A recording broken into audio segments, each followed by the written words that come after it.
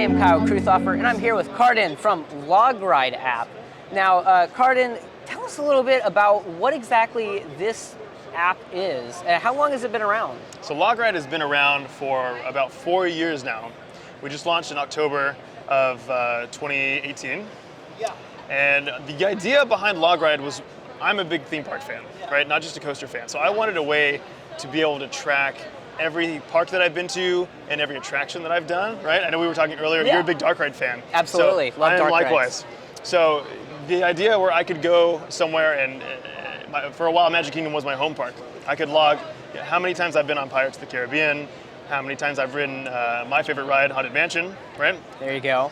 But then also for other people, because there's other types of enthusiasts, right? I know we have people who enjoy the more water rides, people who enjoy flat ride enthusiasts, right? So a way for them to be able to log attractions as well. Awesome. And about this LogRide app, what kind of went into the making of it? What kind of inspired you guys to do something like this? Because there are some apps out there, but a lot of them are not very maintained and kind of have been abandoned since. So what kind of sets this apart from the rest of those? I'm going to answer that in two parts. So let me start with how we maintain it. We decided early on that we could never maintain the database ourselves. To your point, there's others that have tried, and it falls apart really quick because all the responsibility falls on a couple of people, and there's a lot of stuff out there, and the industry is constantly changing, right? Yeah. Rides are getting added, rides are getting removed. So what we've done is we've actually enabled a crowdsourcing option for the app. So if you're a user on the app and you see something missing or a piece of information that's wrong, you can submit a change to our research team via the app, and we'll get it on our side and be able to process it and confirm it. And if everything checks out, we'll actually integrate it into the app and it goes into our live data. So one of the reasons we've been able to grow so quickly, from starting a few years ago to we're about to hit 42,000 attractions. Awesome. Probably in the next month, which is just incredible. I can't think of how many hours I've spent, seriously. Most of the past 3 years have been spent just nicking away at the database, right? Yeah. I have an amazing research team on the back end. We have a guy who's really passionate about haunts. So we've added a haunt feature where we have a lot of the major haunts from around the US and the Americas. I'm sorry, the US and Europe. We also have a guy who's really passionate about flat rides. He loves a good Zamperla or a good Huss.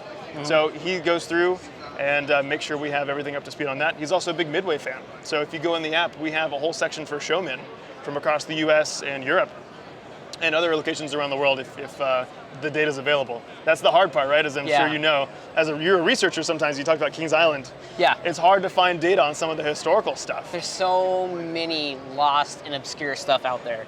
Which, speaking of obscure, what are some of the weirdest or obscure attractions out there that you've discovered while researching?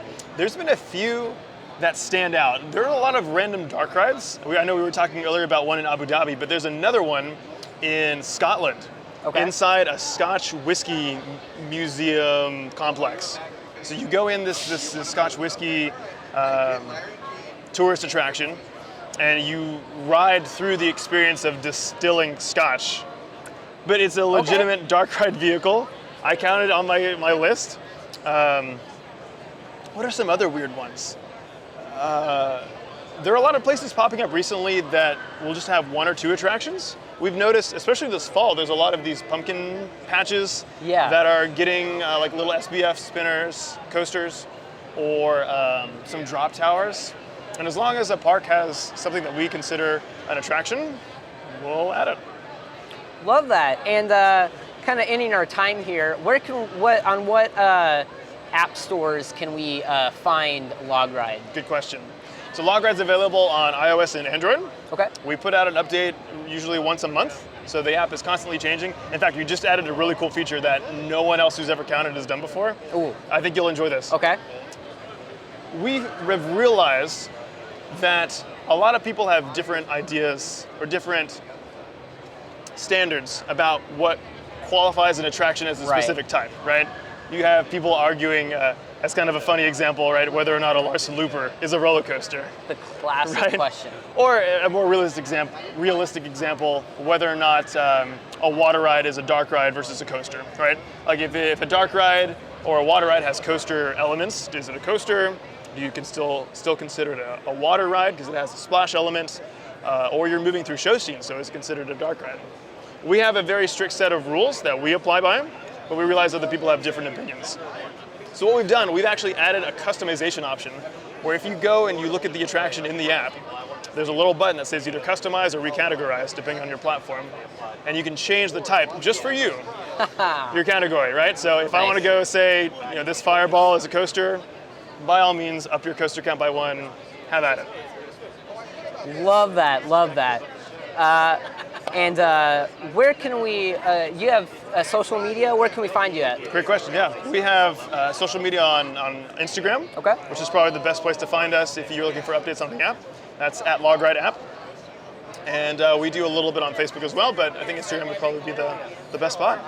Awesome, well thank you so much, Cardin. It's been a pleasure, and stay tuned for more IAAPA content coming your way from the American Coaster Enthusiast.